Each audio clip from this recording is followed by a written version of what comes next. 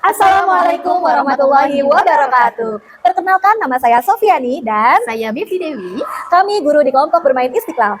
Kami merupakan peserta lomba aksi ilmuwan cilik tahun 2026. Mengangkat tema Cintai Bumi Demi Masa Depan Indonesia Emas. Jaga bumi, jaga masa depan. Dengan topik memahami, mengurangi, mencegah pencemaran lingkungan dengan subtopik polusi air. Air merupakan sumber kehidupan yang sangat penting bagi seluruh makhluk hidup. Namun, di tengah meningkatnya permasalahan lingkungan, anak-anak mulai dihadapkan pada kondisi air yang tercemar akibat sampah dan penggunaan air yang berlebihan. Kondisi ini menjadi tantangan bersama untuk menanamkan kesadaran menjaga air sejak usia dini. Lingkungan Masjid Istiqlal dimanfaatkan sebagai sumber belajar nyata, sehingga anak tidak hanya memperoleh pengetahuan, tetapi juga membangun pengalaman dan keterampilan melalui interaksi langsung dengan lingkungan sekitarnya. Hari ini Bu Sofi akan mengajak teman-teman untuk bermain dan berpetualang. Siapa yang mau ikut? Tapi sebelumnya kita mau baca doa terlebih dahulu. Bismillahirrahmanirrahim. Siapa tahu Bu Sofi bawa apa? Betul, ini namanya air. Rumaisa. Apa yang Rumaisa rasakan?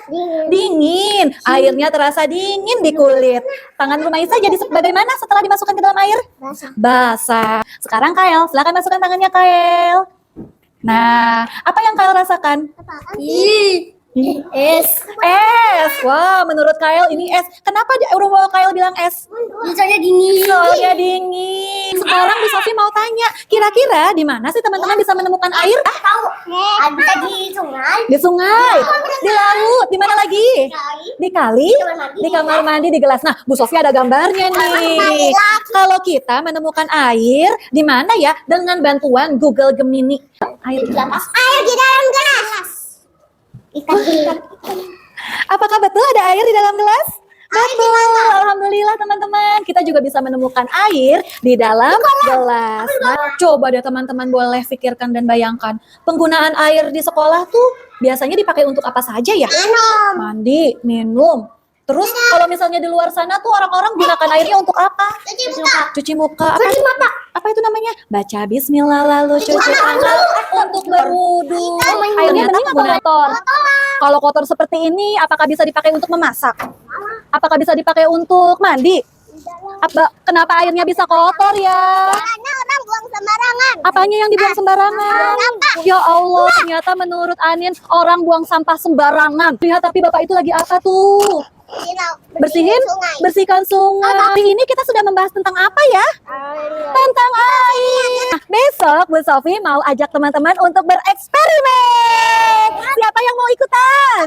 Aku. Kita mau bereksperimen. Kenapa ya air yang bersih bisa menjadi kotor? Kemarin Bu Sofi sudah menjelaskan tentang apa? Tentang air. Bagaimana kondisi airnya? Kotor. Kenapa? Ada yang bening, ada yang kotor ya? Kalau kita buang sampah sembarangan, jalanan bakalan kotor. Oh, ternyata tidak hanya air yang bisa kotor, tapi jalanan juga bisa kotor. Saya tidak banyak nyamuk. Tanahnya, rasakan. Apa yang Dania rasakan saat pegang tanahnya? Keras. Terus apa lagi yang dirasakan? Kenapa? Dania menghirup. Ada wanginya menurut Dania. Masih ada banyak angin.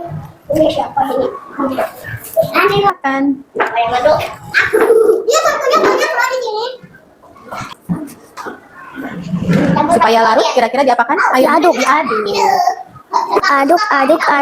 Kira-kira sekarang airnya Willy jadi bagaimana? Kotor. Jadi kotor. Apa ciri air yang kotor? Coklat. Oh, warnanya jadi coklat. Terus apa lagi?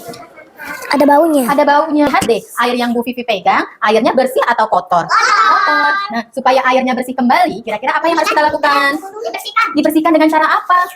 Besok kita ketemu lagi ya dengan eksperimen selanjutnya.